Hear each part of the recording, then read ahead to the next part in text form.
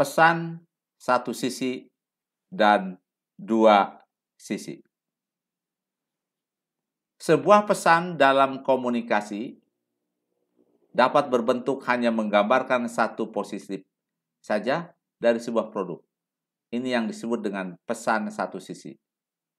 Namun pesan juga dapat menggambarkan sebuah produk dari aspek positif maupun negatif. Nah, tolong perhatikan di sini ya, ciri-ciri dari pesan satu sisi dan pesan dua sisi. Misalnya, sebuah obat batuk mengklaim akan meredakan batuk dengan cepat. Inilah yang disebut dengan sebuah pesan satu sisi. Namun ketika obat batuk tersebut mengklaim bahwa obat ini akan menyebabkan Anda kantuk, maka obat batuk tersebut telah menjelaskan pesan positif dan negatif. Ini yang kita sebut dengan pesan dua sisi. Pesan iklan dalam sebuah bisnis yang berbentuk pesan satu sisi dan dua sisi juga dapat dilakukan sebuah pesan dalam perubahan sosial. Misalnya, dalam menghadapi kasus wabah virus corona, masyarakat dianjurkan untuk selalu mencuci tangannya. Mencuci tangan yang sering tentu akan merepotkan. Kerepotan ini dapat dianggap sebagai sesuatu yang negatif. Pesan ini dapat disampaikan dalam bentuk sebagai berikut. Mencuci tangan yang sering akan terhindar dari virus corona, walaupun mencuci tangan yang sering akan merepotkan kita. Inilah yang disebut dengan pesan dua sisi. Kita menyampaikan hal yang positif dan sekaligus hal yang negatif. Dalam melakukan perubahan sosial, kita perlu mempertimbangkan apakah menyampaikan pesan hanya satu sisi atau dua sisi. Kita lihat pada slide 23. Ini adalah cerita mengenai kampanye sosial tentang penggunaan seatbelt yang berjudul dengan Booster Seat as a Better Alternative. Ini menjelaskan tentang banyaknya anak-anak usia di bawah 12 yang naik motor menggunakan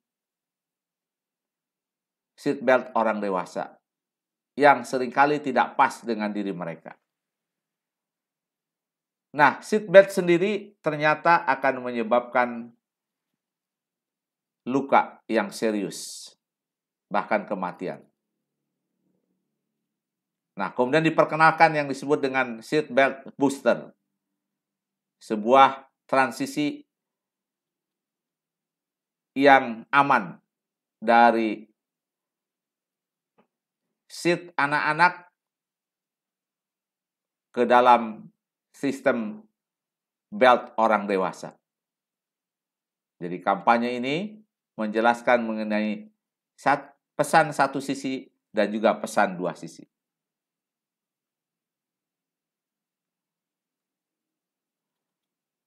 Baik, berikutnya kita akan membahas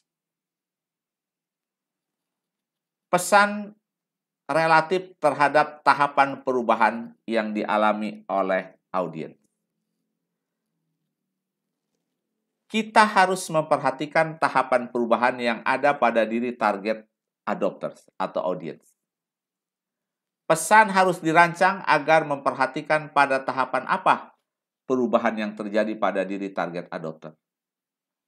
Peranan dari marketer atau yang akan mengubah perilaku sosial adalah bagaimana memindahkan atau mengubah target adopter ke arah perubahan berikutnya.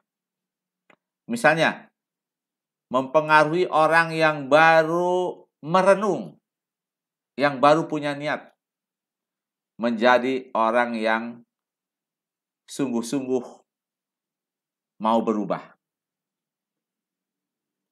Kemudian, dari kontemplator menjadi orang yang melakukan perubahan. Kemudian mereka yang sudah melakukan perubahan menjadi orang yang terbiasa melakukan perilaku yang baik tersebut terus-menerus. Inilah rekomendasi 3 strategi pesan untuk setiap tahap. Nah, yang pertama, apabila orang itu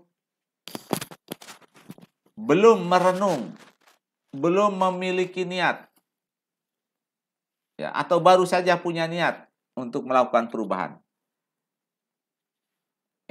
Pesan yang dirancang bertujuan untuk memastikan bahwa target audiens menyadari biaya yang harus ditanggung. Karena melakukan perilaku yang buruk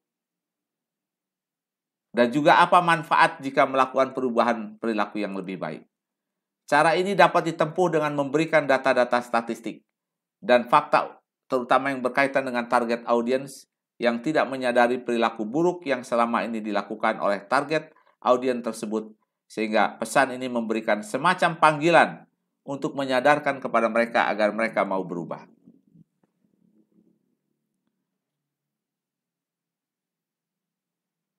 Pesan yang kedua terhadap kelompok kontemplator. Ini adalah kelompok yang sudah memikirkan, sudah merenung untuk mau melakukan perubahan. Terhadap kelompok ini, pesan yang disampaikan adalah memberikan dorongan dan motivasi bagaimana mereka mencoba perilaku yang baru yang kita inginkan.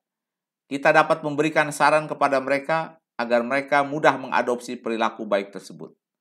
Misalnya, agar mereka mau memilah sampah. Kita memberi saran agar mereka minimal memiliki 2 tempat sampah. Pertama, untuk sampah basah, dan yang kedua, untuk sampah kering. Pesan disampaikan agar mereka segera dapat melakukan perilaku yang baru.